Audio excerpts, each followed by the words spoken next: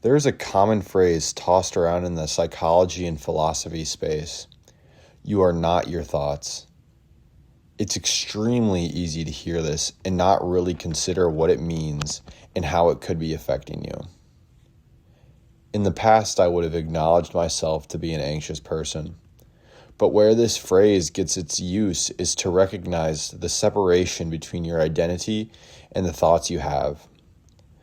You have essentially zero control over the thoughts that initially pass through your mind. When something that we have no control over happens to us outside of our minds, for example, it is raining outside, we don't become a person whose presence produces rain. Most people would think it's illogical to say that rain is a part of our personality. However, the black and white of it all becomes significantly murkier when it takes place inside our own heads. Going back to the anxiety example, imagine you have an important interview coming up. In the week leading up to it, your mind is full of what ifs and all the possible scenarios. It would be easy to say you are a therefore anxious person. This does not consider the fact that you played no role in the thoughts that came through your mind. You simply took notice and observed the ideas as they passed through.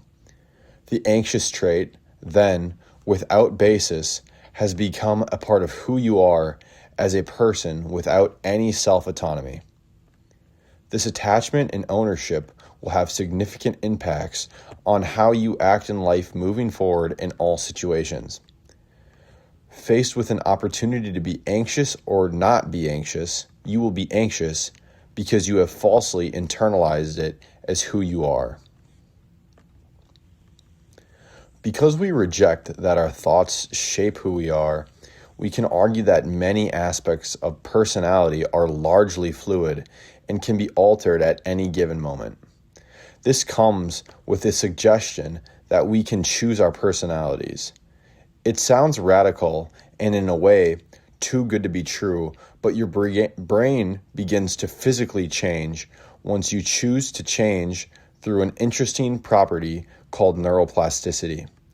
Every repeated choice reworks the grain of your mind.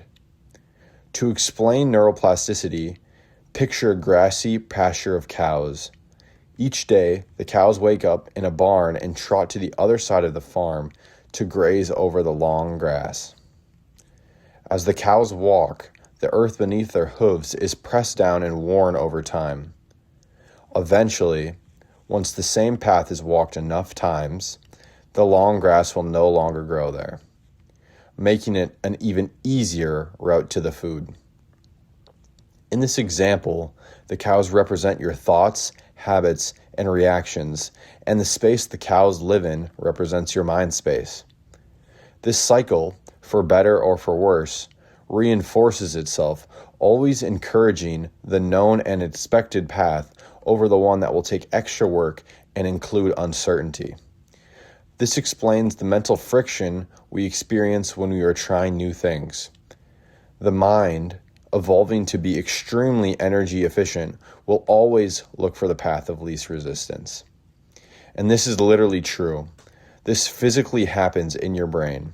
Neuroscientists call this Hebbian learning, the process where neurons that fire together wire together.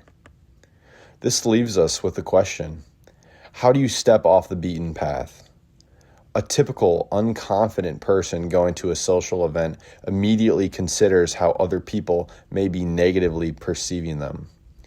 This is a behavior that has been conditioned and has been made easy, but it is not a trait that defines the person or is inescapable.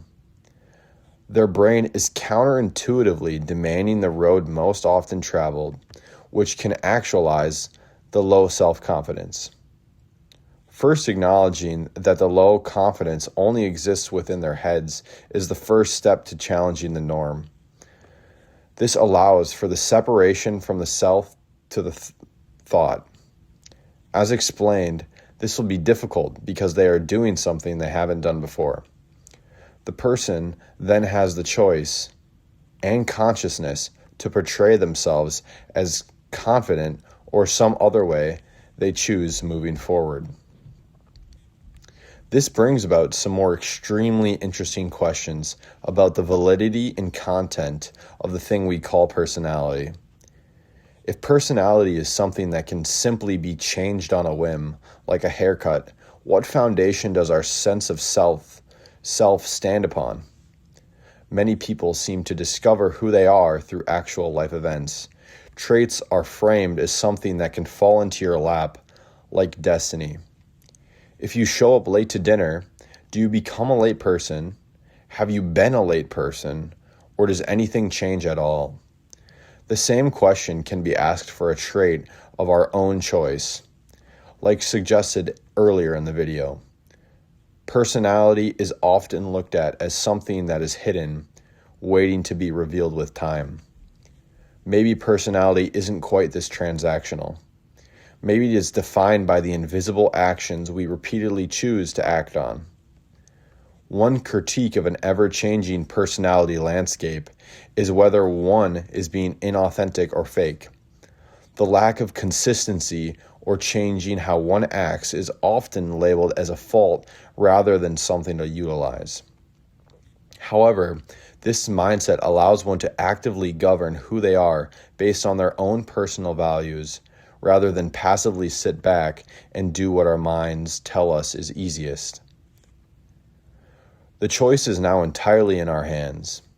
With this knowledge, making the decision to change is just as available as to continue as we have, to trek the path less walked or remain in the safety of familiarity.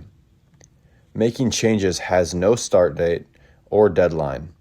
The choice is entirely within you.